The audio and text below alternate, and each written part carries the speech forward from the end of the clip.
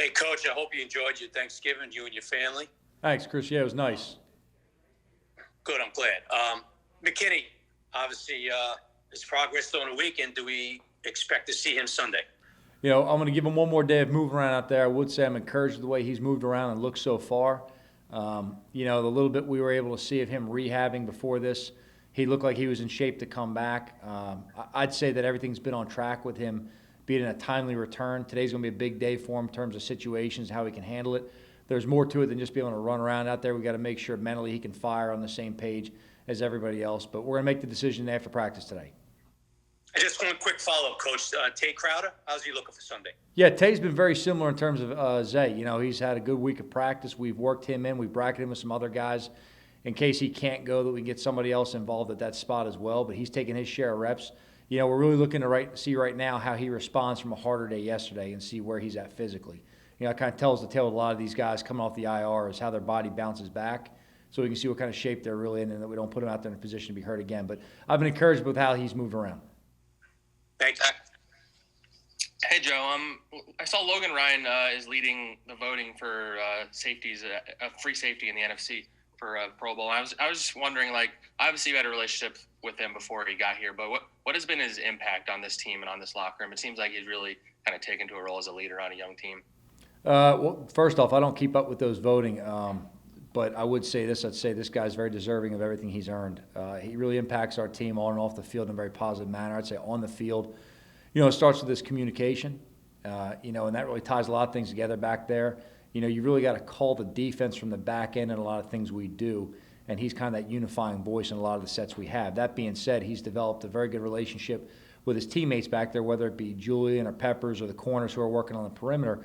And he's really done a good job getting everyone on the same page. I'd say that being said, he ties in a lot of experience, not only in this system, but just in the league in general, and builds in some of that savviness that allows him to do different things within a concept. He's a fun guy to watch in practice because Pat can install a concept, and he knows where he's got to get to on the snap or post-snap.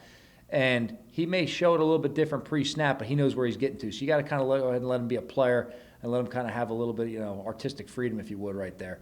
But, look, this guy, in terms of being a player, he's got good instincts. He's had good production for us. He's a good tackler for us. He's tough as nails. And he's been able to overcome a lot of adversity off the field. And I just say, he's a guy that we love having in this program.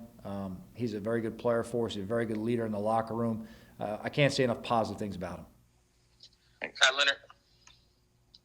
Hey, Joe, so any fines for the day after weigh-in or, the coaches got to get on the scale too or what? How's that go? Well, if the coaches jump on, everyone's Christmas is going to be a little bit worse off, so we're going to kind of lay off that right now. But, no, we're going to check in with Fitz and their staff a little bit and kind of check on the guys.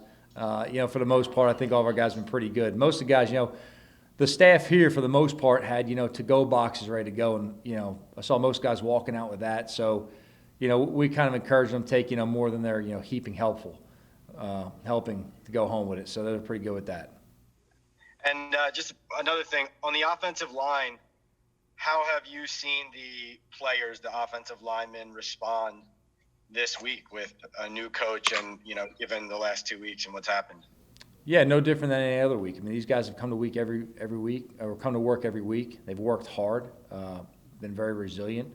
Right now their focus is on the Bengals, and that's what the entire team's focus has been on right there. So they've had a good week of practice. We got a very important day today. So we got to come out today feeling confident going into the weekend, and we don't want to come out of this practice day with a lot of things we got to clean up. But they've come to work and had a real productive day. Schwartz. Hey, Joe. Hey, Paul. Your last two games, you played teams coming off the bye and beat them.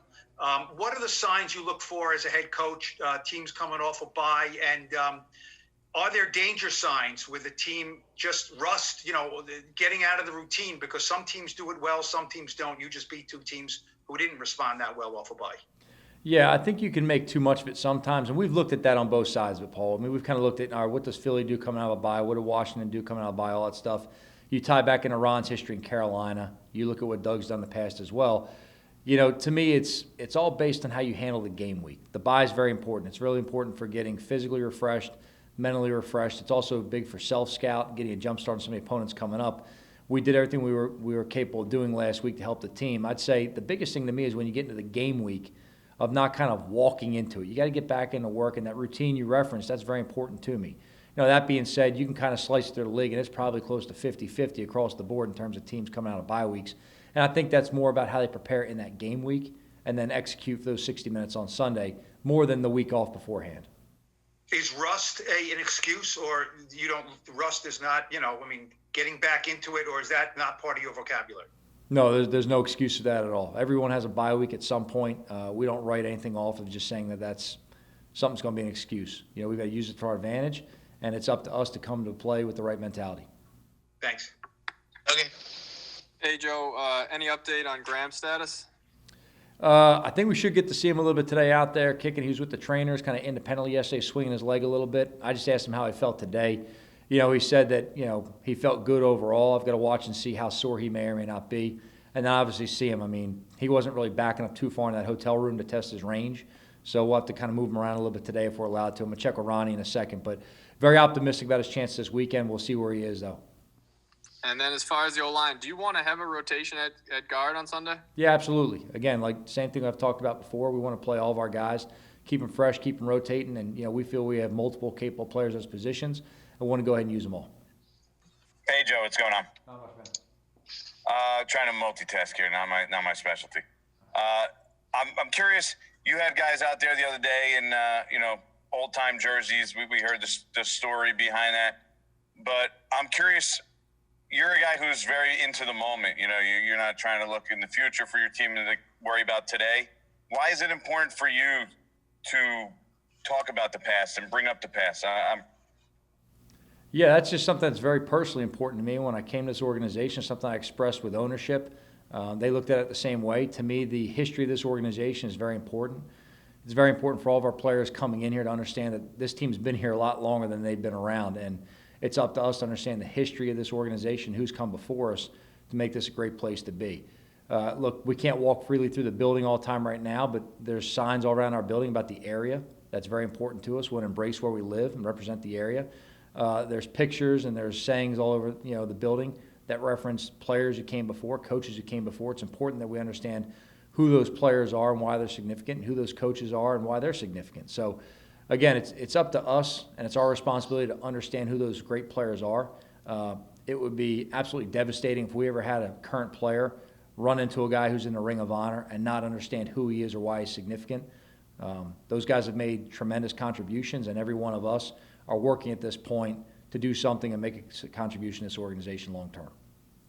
Where'd you get the idea for this? Actually, I was talking with Kevin Abrams, at one point, I think it was last week, maybe the week before, he brought it up. I thought it was a good idea. We kind of bounced it off each other in terms of how we could tie it together and how it would work, and it kind of evolved into using the practice players of the week. We had been putting them in different color jerseys to kind of just signify, what they are, and I thought maybe it's a good idea to put them in some really significant jerseys. We have no names on our jerseys. That's by design. But, the name that you put on your back, it's not yours. You have to represent that player in terms of how they played and how they practice on a daily basis.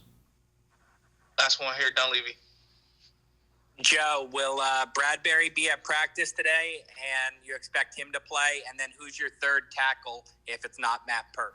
Well, we're still mapping out the third tackle position right there. Okay, we're rolling through Chad Slade and Barton and Wiggins and a few other guys right there. So we have multiple options at the third tackle. We'll look and see where that shakes out today. In terms of Bradbury, yes, we do expect him at practice today.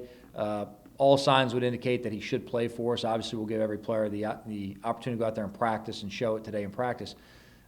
He had a personal issue. I'm not going to go into his personal issue publicly. It was something we encouraged him to go ahead and take part of. He was able to arrange it, that he stayed within the cadence. He followed all the rules.